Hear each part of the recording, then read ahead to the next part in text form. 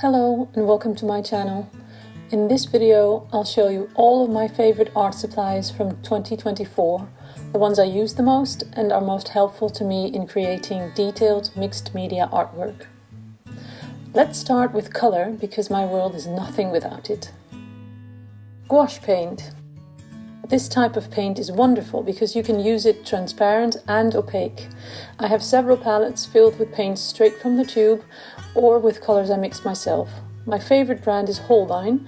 Their gouache almost feels like spreading butter. It applies so smoothly and they have a great colour range. I also like Winsor & Newton, which I put in this palette, mixing my own colours.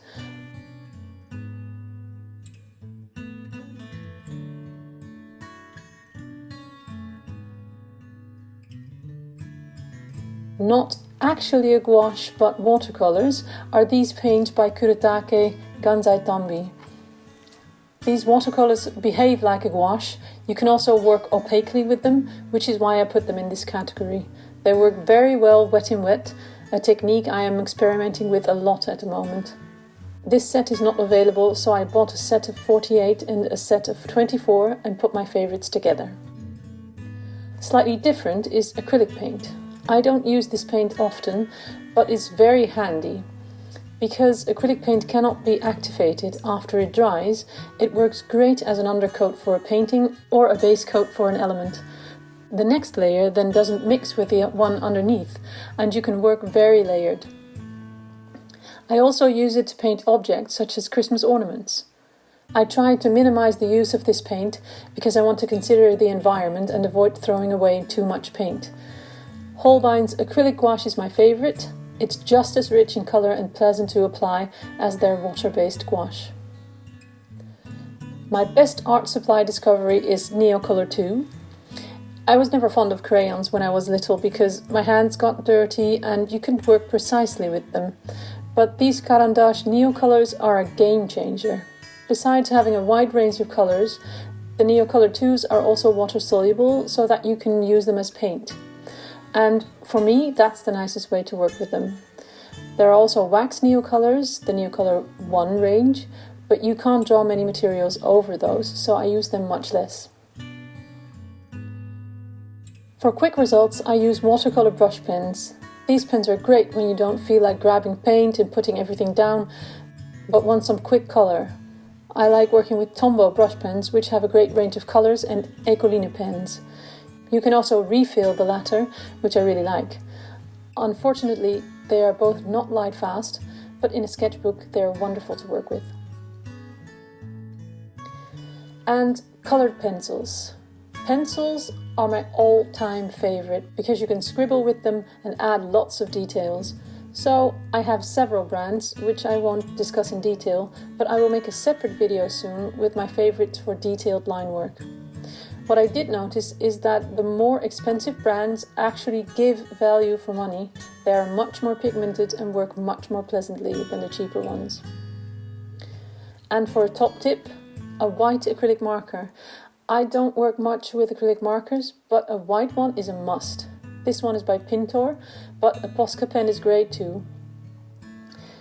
It's an ideal tool for putting a shimmer in an eye, frost on leaves, water drops, highlights, the list goes on. You can use white gouache of course, but it's so handy and quick. I love it. What's your favourite material for adding colour? Please tell me in the comments. We also need some tools. Brushes first. I love brushes that have a water reservoir. It doesn't matter really what brand you use, they all work well when painting with water-based materials. I usually use a medium size or a fine one. Because the water is in the handle, you don't have to mess with the pot, and in my opinion, you waste less water as well. You also don't have to throw the water in the sink, so it's more sustainable because you can refill the brushes and use the worn out ones for lovely textures. I just clean them on a cloth and paint again. You can also fill them with ink to take with you, which is the ideal brush for plein air painting. I also like to use ergonomic brushes. They are nice in the hand for painting details. These from Gerstacker or Great Art have a saber shape, so you can use both large and small strokes and really only need one brush. Of the larger brushes, I really like this one, which has a point at the tip, so you can also vary between large and small strokes. Then a soft smudge tool. I discovered this because I saw someone working with pan pastels. I think it was Emma Carlisle. And then I thought, would they also work with water, not with pastels, but with neocolors or paints? And it turns out that they do. Since, as mentioned earlier, I don't like dirty fingers, this is the ideal smudge tool because it fits nicely in the hand and you can use different shaped sponges which can be reused. I can use it to create even surfaces that make a wonderful base over which to draw details. I made a video for my art club and showed the use of this sponge in detail. Similar is a regular sponge. You can use a kitchen sponge or a makeup sponge. Try out the different results. I use them to make things look woolly, for example for fur. You can also create nice gradients with them.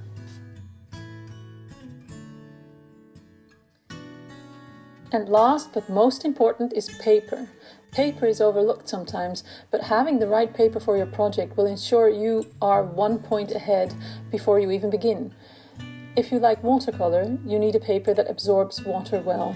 Usually that's a cold pressed paper, but I don't like the coarse texture, so I can't add enough detail with a pen. Hot pressed is my favourite. For a block, I use Fabriano Studio watercolour paper. It can hold a lot of water, but it's also a very smooth paper, perfect for drawing details.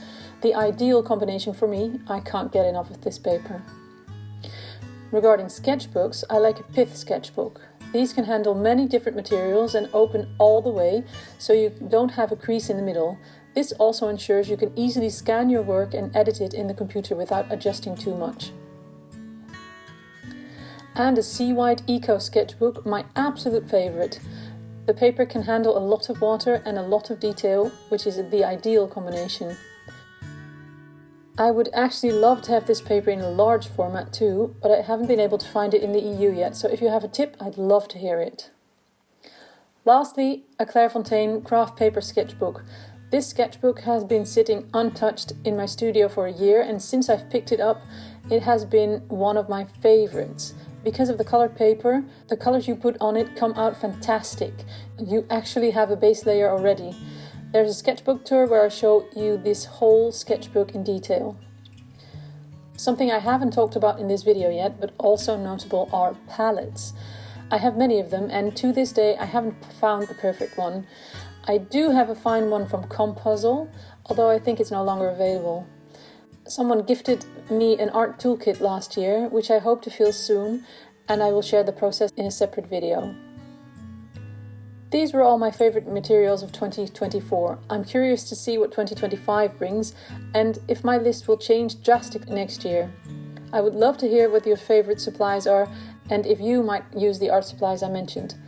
Thanks so much for watching. Don't forget to like this video, it really helps to get me seen. And if you're into drawing with our art club members, I hope to see you there.